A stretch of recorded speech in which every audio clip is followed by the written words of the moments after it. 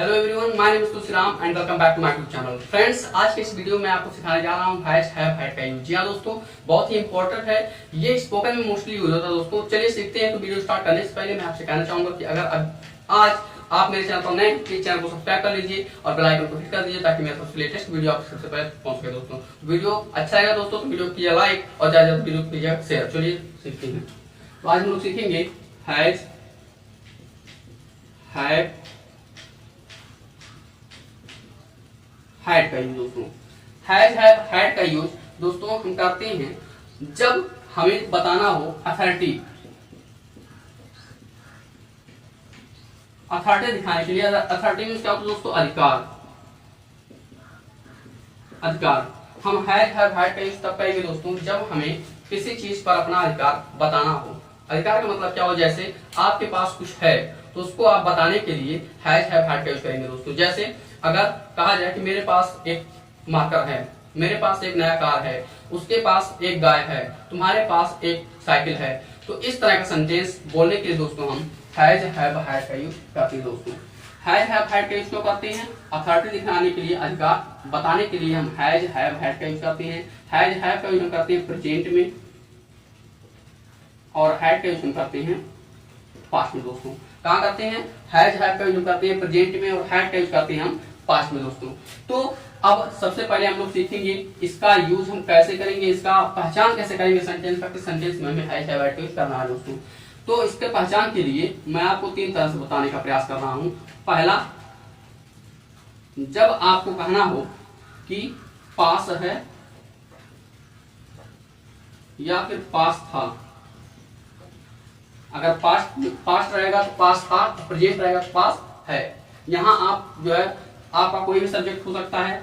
I, we, you, they, plural, he, she, it, name, singular भी हो सकता है। उसके बाद दूसरा, आपका जब इस सेंटेंस के लास्ट में रखता है या रखता था, रखती है या रखती थी, रखते हैं या रखते थे आए, तब वहां आप जो है हैज हैव हैड का यूज करेंगे दोस्तों। और तीसरा कि मुझे, उसके बाद डैश डैश है, तुम्हें डैश डैश है, उसे डैश डैश है। अब क्या है जो रहेगा उसको बीच में लिखेंगे, उसके बाद आप सेंटेंस बनाना स्टार्ट करें। जैसे मुझे एक कार है, तुम्हें एक गाय है, उसे एक नया बंगला है। तो इस तरह का सेंटेंस भी दोस्तों हम हैज हैव हैड का यूज करते हैं। आइए अफर्मेटिव सेंटेंस के से आपको मैं समझाने का प्रयास करता हूं। तो सबसे पहले हम लोग पढ़ेंगे अफर्मेटिव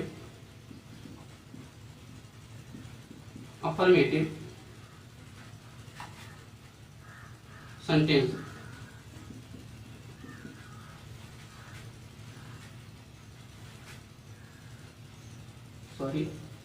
अफर्मेटिव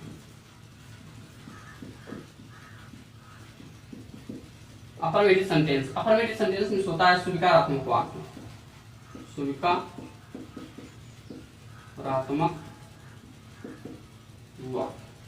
दोस्तों आइए स्ट्रक्चर के माध्यम से और एग्जांपल के माध्यम से मैं आपको समझाने का प्रयास करता हूं। मुझे पूरा उम्मीद है कि आपको वीडियो बहुत ही शानदार तरीके से समझ में आएगा। आप चीजों को बहुत ही सुंदर तरीके से आप समझ पाएंगे, उसको बहुत ही बारीकी से उसको जान पाएंगे दोस्तों। देखिए सबसे पहले हमारा स्ट्रक्चर जो होगा अफर्मेटिव का वो क्या होगा, देखिए ध्यान से देखिएगा। सबसे पहले तो आपको लगाना है subject I, we, you, they, plural भी हो सकता है, he, she, it, name, singular भी हो सकता है। उसके बाद सब्जेक्ट के बाद हैज हैव हैड। उसके बाद आर्टिकल रहेगा तो आर्टिकल लिखेंगे, एडजेक्टिव रहेगा तो एडजेक्टिव लिखेंगे। उसके बाद नाउन को आप शो करेंगे दोस्तों जो आप बताना चाहते हैं। देखते हैं, जैसे अगर आप कहना हो कि मेरे पास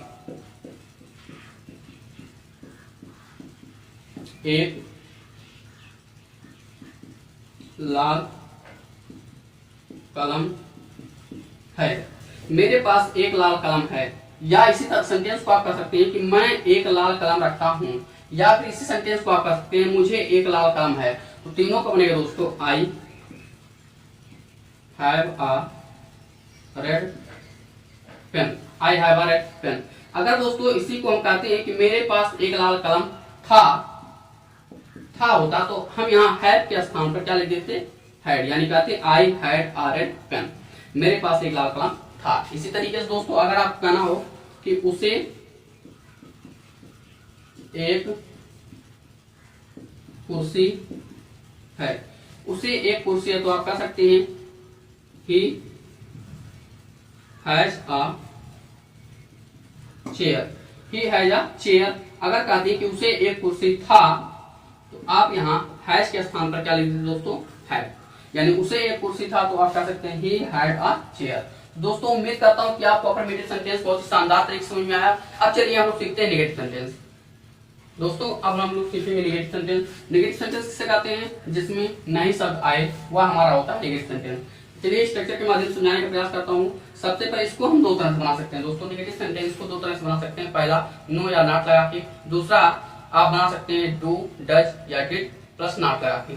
आइए देखते हैं। जैसे सबसे पहले हम लिखेंगे subject plus has have had plus no या फिर नॉट, उसके बाद आर्टिकल रहेगा तो आर्टिकल, एडजेक्टिव रहेगा तो एडजेक्टिव, उसके बाद आपको नाउन का यूज करना है दोस्तों।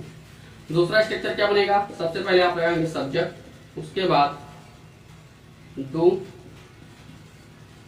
Does did plus not plus have, उसके बाद आर्टिकल या फिर एडजेक्टिव, उसके बाद आपको नाउन का यूज करना है दोस्तों। ध्यान रहे जब आप डू डज डिड नॉट लगा दिए तो आपको हैव का ही यूज करना है, हैज और हैड कभी नहीं आएगा दोस्तों यहाँ पे। अब देखिए क्यों नहीं आएगा, क्योंकि इसके तुरंत बाद आपको वर्ब की फर्स्ट फॉर्म लिखना होता है, और चूंकि हैव होता है आपकी वर्ब की फर्स्ट फॉर्म, इसलिए यहाँ पर आप हैव का यूज करेंगे, हैज और हैड का यूज नहीं करेंगे दोस्तों। चलिए देखते हैं। जैसे अगर आपको कहना हो कि उसके पास लाल कलम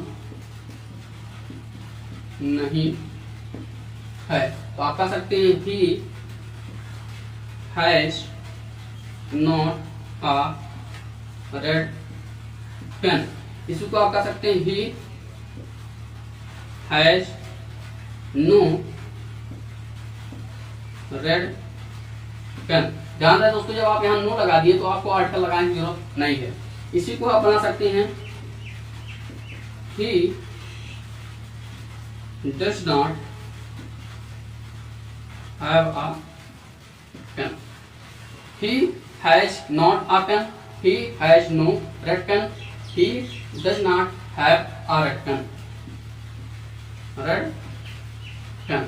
तो उम्मीद करता हूँ दोस्तों कि आपको ये भी बहुत शानदार तरीके से समझ में आया। अब चलिए और देखते हैं एग्जाम्पल। जैसे अगर आपको कहना हो कि मुझे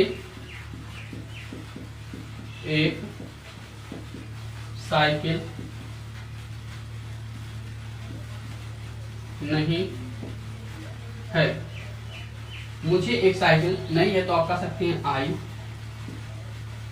हैव नॉट अ साइकिल या फिर बाइसिकल। इसको आप कह सकते हैं आई डोंट यानी do not have a cycle, I don't have a cycle, मुझे एक साइकिल नहीं है। तो उम्मीद करता हूँ दोस्तों कि आपको नेगेटिव सेंटेंस भी बहुत ही शानदार तरीके से समझ में आया। चलिए इंट्रोगेटिव सेंटेंस देखते हैं। चलिए स्टार्ट करते हैं दोस्तों। आइए इंट्रोगेटिव सेंटेंस देखते हैं। इंट्रोगेटिव सेंटेंस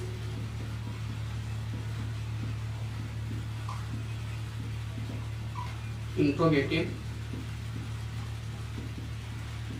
सेंटेंस में होता है प्रश्नवाचक वाक्य, उसे कहते हैं जिसमें जो है क्वेश्चन वर्ड आते हैं, जैसे कब, कहाँ, क्यों, कैसे, क्या, कितना, कितनी आए, वह हमारा होता है इंट्रोगेटिव सेंटेंस। और इंट्रोगेटिव सेंटेंस आप जैसा कि जानते हैं, मैंने बताया भी आपको कि दो तरह का होता है। पहला वाक्य क्या शुरू होता है, दूसरा क्वेश्चन वर्ड वाक्य के बीच में आते हैं। तो आइए दोनों का स्ट्रक्चर पहले मैं देता हूँ, उसके बाद एग्जाम्पल के माध्यम से आपको समझाता हूँ। जब वाक्य शुरू होगा दोस्तों तो आपको सबसे पहले लिखना हैज, हैव या फिर had plus subject plus article या फिर एडजेक्टिव, उसके बाद नाउन, उसके बाद क्वेश्चन मार्क लगाएंगे दोस्तों। और जब क्वेश्चन वर्ड वाक्य के बीच में आएगा तो आप लिखेंगे question word plus do, does, did, उसके बाद सब्जेक्ट, उसके बाद हैव, उसके बाद आर्टिकल रहेगा तो आर्टिकल, एडजेक्टिव रहेगा तो एडजेक्टिव, उसके बाद नाउन, उसके बाद आपको क्वेश्चन मार्क लगाना है दोस्तों। आइए दोनों का एक एग्जांपल देख लेते हैं। जैसे अगर आपको कहना हो कि क्या तुम्हारे पास मेरा साइकिल है, क्या तुम्हारे पास मेरा साइकिल है, तो आप कह सकते हैं do you have my bicycle. आप कहते हैं do you have my bicycle, या आप कह सकते हैं हैव यू माई बाइसिकल, या तो आप कह सकते हैं do you have my bicycle, आप कह सकते हैं हैव यू माई बाइसिकल, क्या आपके पास मेरा साइकिल है। या फिर तो दोस्तों उम्मीद करता हूं कि आपको समझ में आया पहला कि आप यहाँ डू, डज, डिड भी लगा सकते हैं यहाँ पे, और हैज, हैव, हैड को भी सबसे पहले लिख सकते हैं। तो अब देखिए, अगर आप कहना हो कि मेरे पास आपका साइकिल क्यों है, तो आप कह सकते हैं why do you, why do I have your, why do I have your bicycle. तो आप कह सकते हैं why do I have you your bicycle, मेरे पास आपका साइकिल क्यों है। तो दोस्तों उम्मीद करता हूं कि आपको इंट्रोगेटिव सेंटेंस बहुत शानदार तरीके से समझ में आया। अब आप इसके हेल्प से ढेर सारा सेंटेंस बना सकते हैं और आप जो है किसी भी सेंटेंस को ट्रांसलेट कर सकते हैं। तो दोस्तों अगर वीडियो अच्छा लगा तो वीडियो कीजिए लाइक और वीडियो को ज्यादा कीजिए शेयर। दोस्तों फिर मिलते हैं अगले वीडियो में, तब तक हमारे चैनल के साथ। Thank you very much, thanks for watching.